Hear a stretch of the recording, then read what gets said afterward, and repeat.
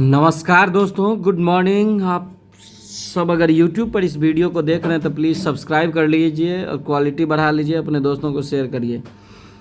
देखिए, CHO के भर्ती का जो टेंडर था वो मैनेज था, स्वास्थ्य समिति की भी इसमें मिली भगत थी। ये जो धांधली हुई राज्य स्वास्थ्य समिति वाला, इसमें राज्य स्वास्थ्य समिति के भी अधिकारी कर्मचारी इसमें संलिप्त थे, ऐसा दैनिक भास्कर कह रहा है। दैनिक भास्कर का यह एक्सक्लूसिव रिपोर्ट कह रहा है। जब EOU ने 24 सवाल किया तो राज्य स्वास्थ्य समिति चुप रहा, इस पे कोई भी जवाब नहीं दिया। राज्य स्वास्थ्य समिति जिन प्रश्नों का जवाब नहीं दे रही है, उन प्रश्नों में कुछ इस तरह के प्रश्न थे। देखिए, आपको बता दें कि राज्य स्वास्थ्य समिति के द्वारा CHO की भर्ती के लिए नियुक्ति का विज्ञापन आया था और उसी CHO भर्ती के दौरान कुछ धांधली की खबरें आई थी, जो बाद में पुलिस प्रशासन ने जब नकेल कसना शुरू किया तो जो लोग दोषी थे उन्होंने सरेंडर किया। कई लोगों की अरेस्टिंग हुई। देखिए, EOU ने राज्य स्वास्थ्य समिति के परीक्षा नियंत्रक को 24 प्रश्नों की सूची भेजी है। सूत्रों की माने तो 13 दिसंबर 2024 से अब तक। तो इससे यह क्लियर होता है साथियों, देखिए 13 दिसंबर 24 से अब तक जो यह सूची 3 बार जो है सो राज्य स्वास्थ्य समिति के एग्ज़ाम कंट्रोलर को भेजी जा चुकी है, लेकिन अब तक राज्य स्वास्थ्य समिति से कोई भी प्रश्न का जवाब नहीं मिला है। कुछ महत्वपूर्ण प्रश्न दैनिक भास्कर के पास है जो EOU जानना चाहती है। महत्वपूर्ण प्रश्न जो है उसमें आप पहला प्रश्न देखिए, परीक्षा के दिन परीक्षा केंद्रों पर स्वास्थ्य विभाग के प्रतिनियुक्त पदाधिकारी और कर्मी कौन थे, उनका मोबाइल नंबर क्या है। बात सही है, जब स्वास्थ्य विभाग के अधिकारी उसमें संलिप्त थे या उनकी प्रतिनियुक्ति वहाँ हुई थी तो उनका मोबाइल नंबर सार्वजनिक हो या फिर पुलिस प्रशासन को मिले, जिससे कि जांच हो सके कि उन नंबरों से किन किन लोगों की बातचीत हुई है। दूसरी कि सभी परीक्षा केंद्रों पर प्रतिनियुक्त जिला दंडाधिकारी और पुलिस पदाधिकारियों की सूची। यह भी बात सही है कि उस दिन जो एग्जामिनेशन के दौरान जिला प्रशासन के लोग, पुलिस प्रशासन के लोगों की जो प्रतिनियुक्ति हुई थी, उस पुलिस पदाधिकारी और दंडाधिकारियों का नाम भी जरूरी है। तीसरा प्रश्न, परीक्षा केंद्रों का चयन कैसे किया गया, किसके द्वारा किया गया और इसका क्या SOP था, इसका क्या पालन हुआ या नहीं हुआ। चौथी जो महत्वपूर्ण प्रश्न है वह है परीक्षा केंद्रों का परीक्षा से पूर्व किए गए ऑडिट में राज्य स्वास्थ्य समिति के प्रतिनियुक्त कर्मी का नाम और मोबाइल नंबर।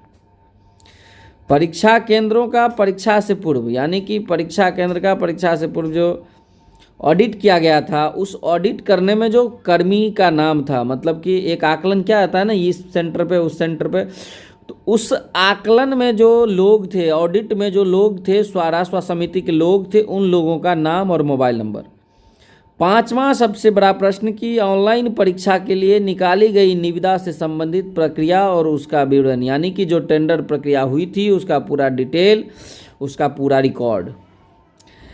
यह भी देखिए कि अगर जल्द ही राज्य स्वास्थ्य समिति इन सवालों का जवाब EOU को उपलब्ध नहीं कराती है तो EOU कोर्ट से राज्य स्वास्थ्य समिति को नोटिस भेजेगी। सबसे बड़ी बात कि धांधली के लिए जो इसमें धांधली करने वाले लोग थे, उन्होंने नेपाली सिम लिया साजिश रचने के लिए, व्हाट्सएप ग्रुप बनाया दिसंबर प्रोजेक्ट।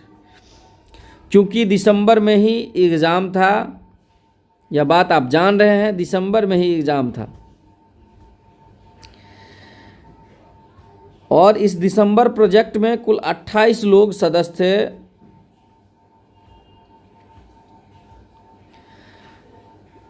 देखिए, राज्य स्वास्थ्य समिति की तरफ से ली जाने वाली कम्युनिटी हेल्थ ऑफिसर की ऑनलाइन परीक्षा का टेंडर भी मैनेज कर लिया गया था। दैनिक भास्कर की पड़ताल में इस बात का खुलासा हुआ। 4500 पदों पर होने वाली बहाली कि ऑनलाइन परीक्षा का ठेका भी V-साइन कंपनी को दिया गया था। परीक्षा माफिया और इस फर्जीवाड़े के सरगना रवि ने पूछताछ में EOU के सामने स्वीकार किया कि जैसे ही बहाली का विज्ञापन निकला, इन लोगों ने V-साइन टेक प्राइवेट लिमिटेड के माध्यम से इसके टेंडर को मैनेज किया। इसी बात को रवि का दाहिना हाथ और बिहार में सब कुछ संभालने वाला शशि रंजन उर्फ हैप्पी भैया ने भी पूछताछ में स्वीकारा कि जांच एजेंसी को आशंका है कि बड़े पैमाने पर फर्जी बहाली कर करोड़ों कमाने की साजिश में परीक्षा माफियाओं ने राष्ट्रीय समिति के कर्मियों को भी शामिल किया था। परीक्षा पटना के 12 ऑनलाइन केंद्रों पर 1 और 2 दिसंबर 2024 को थी। 29 और 30 नवंबर 24 को इन परीक्षा केंद्रों पर मॉक टेस्ट आयोजित किया गया था। इस मॉक टेस्ट में विषय के कर्मी, परीक्षा केंद्र के सुपरवाइजर, राज्य स्वास्थ्य समिति के कर्मी शामिल हुए। किसी ने इन परीक्षा केंद्रों पर कोई गड़बड़ी नहीं पाई। परीक्षा के दिन भी राज्य स्वास्थ्य समिति के प्रतिनियुक्त कर्मी धांधली की सूचना व पुलिस जांच एजेंसी को नहीं दी।